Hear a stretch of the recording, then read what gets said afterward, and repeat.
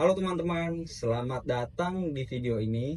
Video ini merupakan UAS yang berbentuk tugas ya. Di sini saya akan membahas topik yang menarik tentang kehidupan dan bersangkut paut dengan mata kuliah Estetika Humanisme.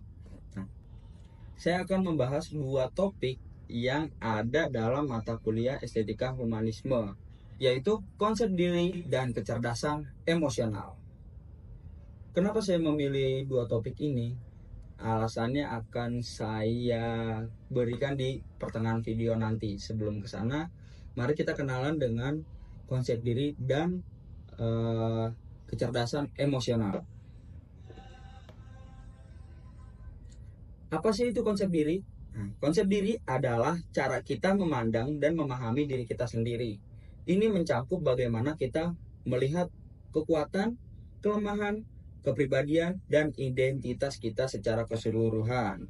Konsep diri ini terbentuk melalui pengalaman, interaksi sosial, dan refleksi pribadi. Mengapa konsep diri itu penting?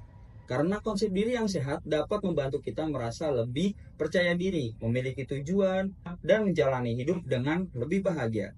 Konsep diri yang positif juga membantu kita mengatasi tantangan dan menerima diri kita apa adanya. Selanjutnya, mari kita berbicara tentang kecerdasan emosional. Kecerdasan emosional adalah kemampuan untuk mengenali, memahami, dan mengelola emosi kita sendiri, serta emosi orang lain. Ini adalah keterampilan yang penting, membantu kita berhubungan dengan orang lain, membuat keputusan yang bijak, dan menjaga kesejahteraan mental kita.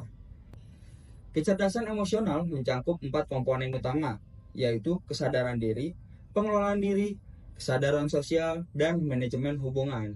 Dengan mengembangkan kecerdasan emosional, kita dapat meningkatkan kualitas hubungan kita dengan orang lain dan mencapai kehidupan yang lebih harmonis. Oke, kenapa saya tertarik dengan konsep diri dan kecerdasan emosional? Nah, awal mulanya itu berawal dari UAS Estetika Humanisme. Di sini mahasiswa diminta analisis kasus-kasus. Diberikan ada 6 kasus ya pada UAS itu. Nah, saya akan mencoba mempresentasikan analisis saya yang berhubungan dengan konsep diri. Kasus yang pertama di sini ada siswa kelas 4 SD mogok sekolah selama hampir 2 minggu. Hal ini disebabkan sering diolok-olok oleh temannya sebagai anak manja, cengeng, dan selalu ingin diperhatikan gurunya. Ia juga pernah dimintai uang oleh temannya. Dia juga lambat belajar dan kurang percaya diri. Analisis berdasarkan self concept.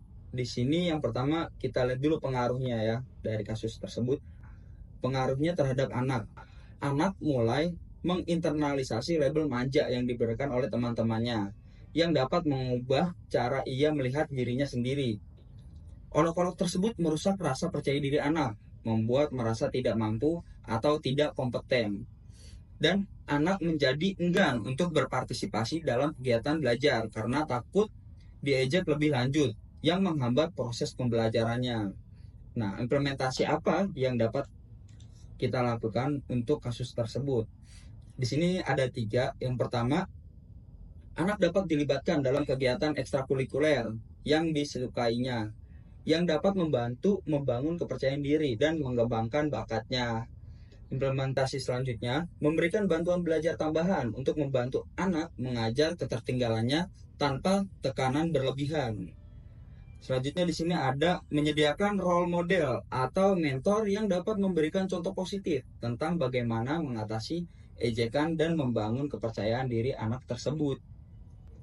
Selanjutnya adalah kasus yang berhubungan dengan kecerdasan emosional. Pada UTS saya akan mengambil contoh kasus nomor 6. Kasusnya di sini ada selebgram Jaksel yang nekat akhiri hidup sambil live di Instagram. Analisis berdasarkan kecerdasan emosional. Yang pertama, pengaruh. Nah, selebgram tersebut mungkin tidak mampu mengenali atau mengelola emosinya dengan baik. Mungkin ia merasa terjebak dalam rasa putus asa dan kesedihan yang mendalam tanpa mengetahui bagaimana cara mengatasi atau mengekspresikan emosinya secara sehat. Nah, kecerdasan emosional yang rendah dapat mengakibatkan kesulitan dalam mengelola tekanan stres, sehingga individu cenderung mengambil keputusan yang impulsif tanpa mempertimbangkan konsekuensinya. Di sini juga ada kurangnya dukungan emosional dari orang lain atau kurangnya kemampuan untuk mencari bantuan dan dukungan dalam menghadapi kesulitan emosional. Hal juga dapat berperan dalam keputusan tragis ini. Implementasi dalam kasus ini, kita bisa menyediakan akses ke konseling dan dukungan emosional yang profesional untuk membantu individu dalam mengelola stres, depresi, atau kecemasan yang mungkin mereka alami. Kita juga bisa melakukan kampanye dan pendidikan tentang kesehatan mental untuk meningkatkan kesadaran pemahaman tentang masalah kesehatan mental serta pentingnya mencari bantuan ketika diperlukan.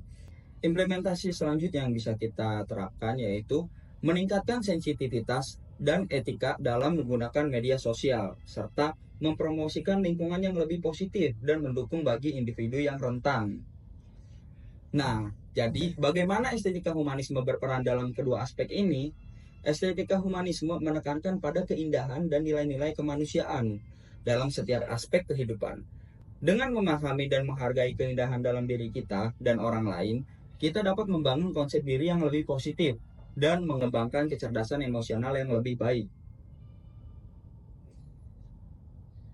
Dalam estetika humanisme, setiap individu dianggap unik dan berharga. Ini mendorong kita untuk menghargai diri sendiri dan orang lain, serta mencari keindahan dalam berbagai bentuk pengalaman manusia. Dengan begitu, kita bisa menjalani hidup dengan lebih bermakna dan berempati. Baik teman-teman, itulah pembahasan saya tentang konsep diri dan kecerdasan emosional dalam kerangka estetika humanisme. Semoga video ini bisa memberi kalian wawasan dan inspirasi untuk lebih memahami dan menghargai diri sendiri serta orang lain. Sekian dari saya, Denny Febrian. Terima kasih.